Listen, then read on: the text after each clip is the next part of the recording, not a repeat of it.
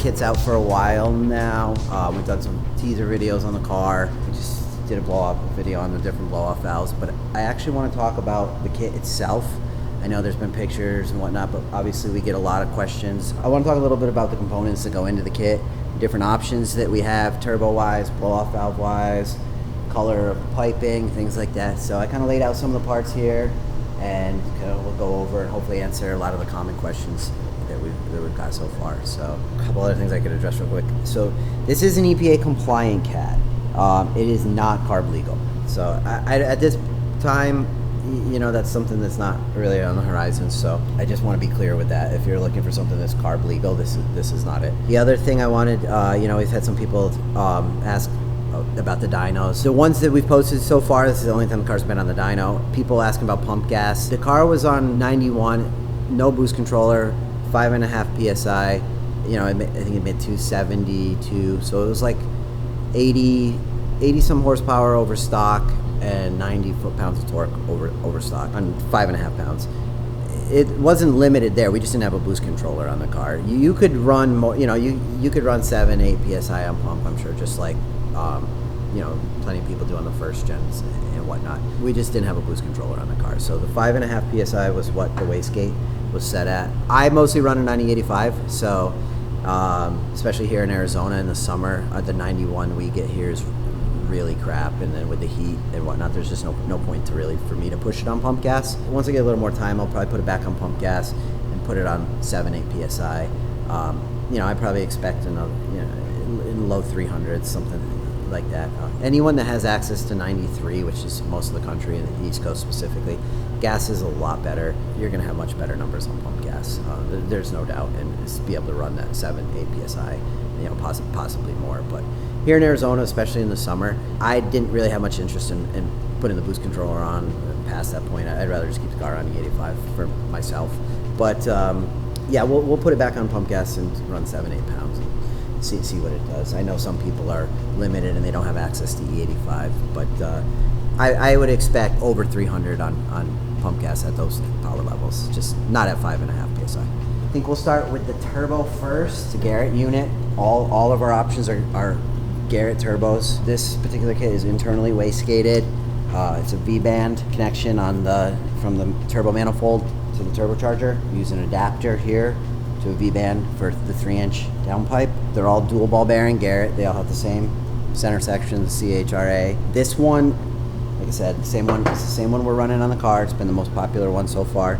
It's the GT2971R. Garrett officially calls it a GT3071 RWG. It's basically a slightly cut down 3071R. The compressor wheel is a 53.1 millimeter inducer, 71 millimeter exducer. I'd say for really anybody that's on a stock motor, I mean, it's capable of 450 horsepower.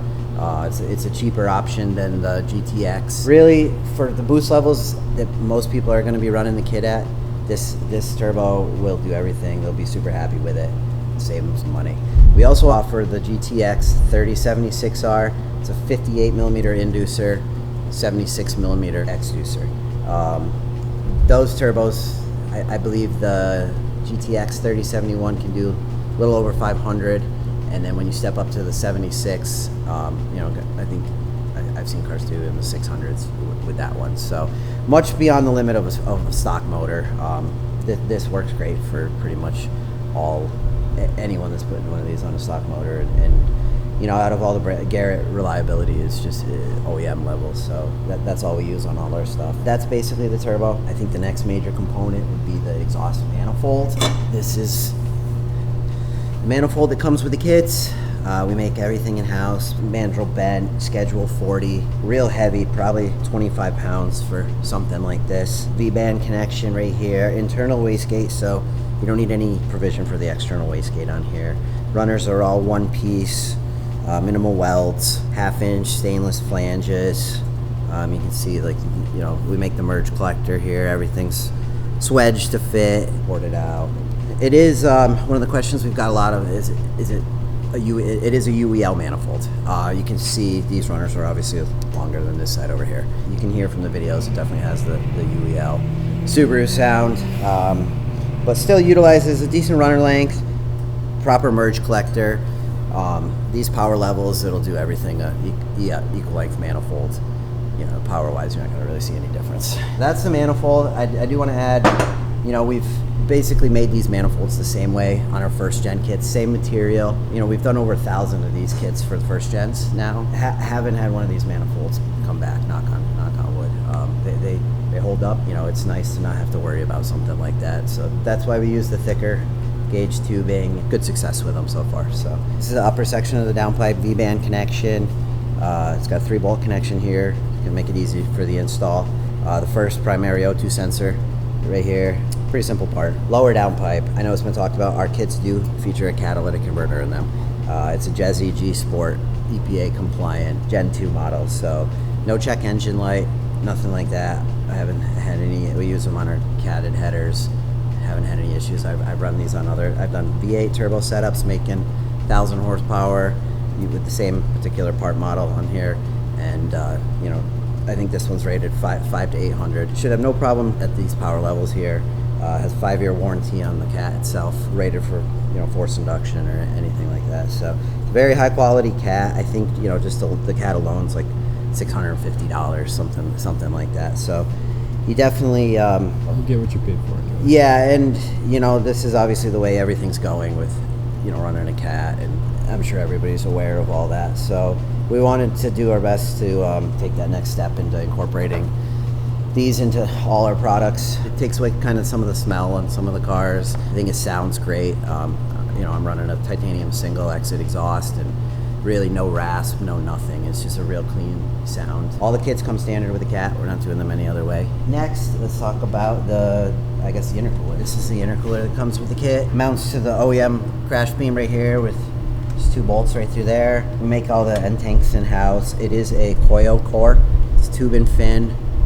I've used a lot of bar and plate stuff in the past, but with this being, you know, most people are gonna be 400 around that level. I wanted something a little lighter. It's a little thinner. It can let some air flow through for a street car to the radiator and whatever else, you know, if you're running an oil cooler, things like that. So, you know, it doesn't block as much air as some of the bar and plate heavier intercoolers. So it's been great so far. I've been driving the car through in the summer out here and haven't had any issues. But yeah, it's a coil core. We make the end tanks. Everything's here. It does look a little different on this side compared to this side. This is the inlet. This is the cold side over here. This is actually shaped this way specifically for our oil cooler kit. The duct will go in this area right here, and then this pipe runs over it. So if you're wondering why the one side's it's not symmetrical on both sides, it's made specifically for our oil. It'll obviously work with anything else if, you know, if no one's running anything, but it gives our oil cooler kit, you know, some room to run a duct to the front of the bumpers. 2 colors here. This is what we have standard right now. A wrinkle black finish. This is the intake pipe actually, and then a wrinkle red. I think we're gonna add like a wrinkle silver. We've had a couple people ask for that, and I do believe we're gonna add like a custom option to where pretty much we can do it whatever color you need. There will be an additional charge for that, and then there also will be an increased lead time. The standard colors like this, we're actually working to stock. We got some kits in stock now, and you know, so we'll stock the common colors like that, but if you do want the custom things, it will add to lead time. You know, this is the intake pipe right here, bung for your you know, to route your catch can back or the factory PCV. Blowoff valve pipe. This one's got the Turbo Smart V port flange on it in particular. 1/8 inch MPT for the boost source. MAF pipe here. Hot side pipe, cold side pipe over there. Silicone couplers. T-bolt clamps, that stuff's all pretty self-explanatory. Now here's the blow-off valve options. You know, the 3 main ones, HKS, Greddy, and then the Turbo Smart V-port. We just did videos of these 3 particular ones, so we'll have that up, I believe, as a separate video. So, you know, if anyone wants to hear the difference between the sound and they're not sure which one they like the most, they will be able to hear that. The V-port is what comes standard with everything.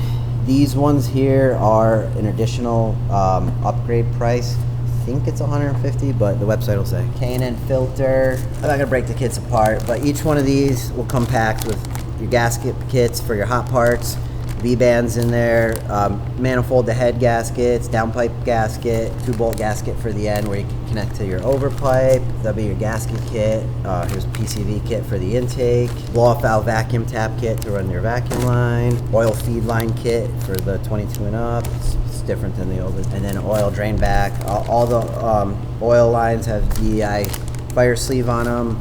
I actually don't have a water cooling line kit out here because I'm waiting on some stuff that should hopefully be here tomorrow. But that same. We also send some DEI fire sleeve with that. I think that's basically, I don't have a picture like that, the oil pan or any 3-bar map sensor stuff. But these are what I consider the basic components of the turbo kit. Yeah, I think any other questions in that, I think ask in the comments and we can kind of answer them on there. Okay, so that's the basic rundown on the kit. I feel like that's been the most of the questions that we've really had so far. Obviously, everything's still kind of new. I know that there's been a couple customers that are installed and running already, so I'm sure there's going to be a lot more information out there and whatnot as we go along. We'll also have a lot more updates coming soon here. So yeah, that's about it.